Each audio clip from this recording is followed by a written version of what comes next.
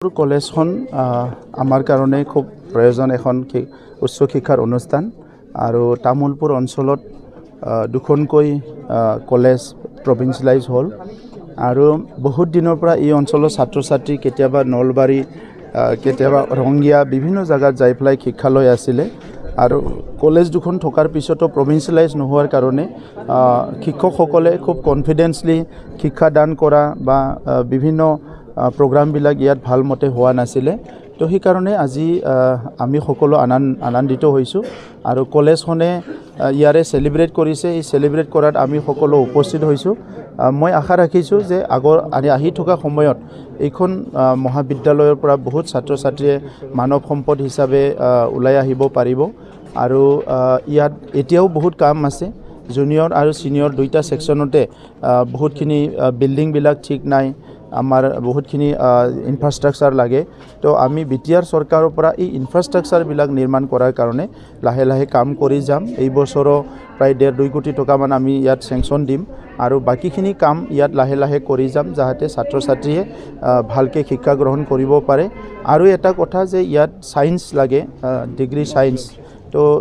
degree science আৰু higher secondary science দুটাৰৰ কাৰণে আমি অসম চৰকাৰৰ লগত কথা পাতিম যাতে সায়েন্সটো আৰম্ভ কৰিব পৰা যায় কাৰণ আজি যুগটোৱে হ'ল বিজ্ঞান আৰু টেকনলজিৰ যুগ এনেকা সময়ত যদি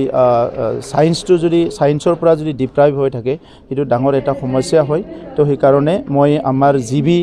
আমাৰ কলেজ অথৰিটি সকলোকে অনুৰোধ কৰিছোঁ যাতে শিক্ষা দান কৰা শিক্ষা গ্ৰহণ কৰা এই প্ৰচেছটো খুব ভালদৰে চলাই লৈ যায় ইয়াৰ কাৰণে মই অনুৰোধ কৰিছোঁ তামুলপুৰ মহাবিদ্যালয়ে যোৱা আজি আমাৰ 28 ডিচেম্বৰ 2023 তাৰিখত প্ৰভিন্সিয়েলাইজ হৈ গ'ল বিটিচি 10খন কলেজত আৰু ইয়াৰ ভিতৰত আমাৰ মহাবিদ্যালয়খন এখন এই চেগতে আমি মহাবিদ্যালয় পৰিচালনা সমিতিৰ বিষয়ববীয়াসকল বা মহাবিদ্যালয় পৰিচালনাৰ লগত জড়িত প্ৰতিষ্ঠাৰ লগত জড়িত যিখিনি ব্যক্তি বা তেখেতসকলৰ পৰিয়াল আৰু আমাৰ মহাবিদ্যালয়খন আজি 40 বছৰে ধৰি ৰাখা আমাৰ যিখিনি শিক্ষাগুৰুসকল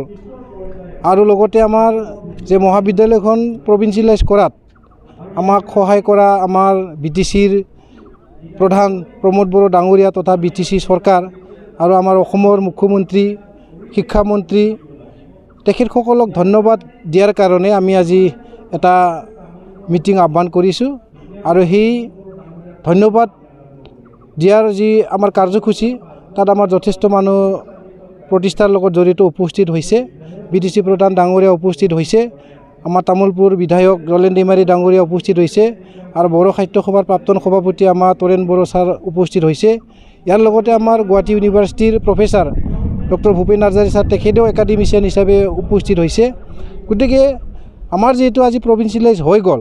গতিকে ভৱিষ্যতত কলেজখনক আমি কেনেকুৱা আগুৱাই লৈ যাব পাৰিম বা লাগিব সেইটো ক্ষেত্ৰত তেখেতসকলৰ পৰা আমি পৰামৰ্শ লোৱাৰ সুযোগতে তেখেতসকলক এসাঁজ খোৱাৰ কাৰণে আমি ব্যৱস্থা গ্ৰহণ কৰিছে আৰু আমি ইয়াত যিখিনি ছাত্ৰ ছাত্ৰী পঢ়ি আছে তেওঁলোককো আমি আমাৰ ফালৰ পৰাই মহাবিদ্যালয়ৰ তৰফৰ পৰাই অলপমান মৰমৰ এসাঁজ খোৱাৰ কাৰণে তেখেতসকলক আমি আমন্ত্ৰণ কৰিছোঁ আৰু আমাৰ ছাত্ৰ ছাত্ৰীখিনি ইয়াত যথেষ্ট আহিছে গতিকে মই আশা কৰিছোঁ অনাগত দিনবোৰত আমাৰ তামুলপুৰ মহাবিদ্যালয় শৈক্ষিক দিশত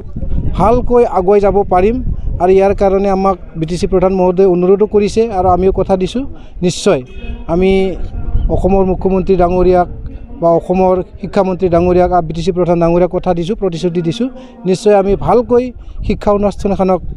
আগুৱাই লৈ যাম বা চলাই লৈ যাম বা লৈ যাব পাৰিব সেইটো আমাৰ বিশ্বাস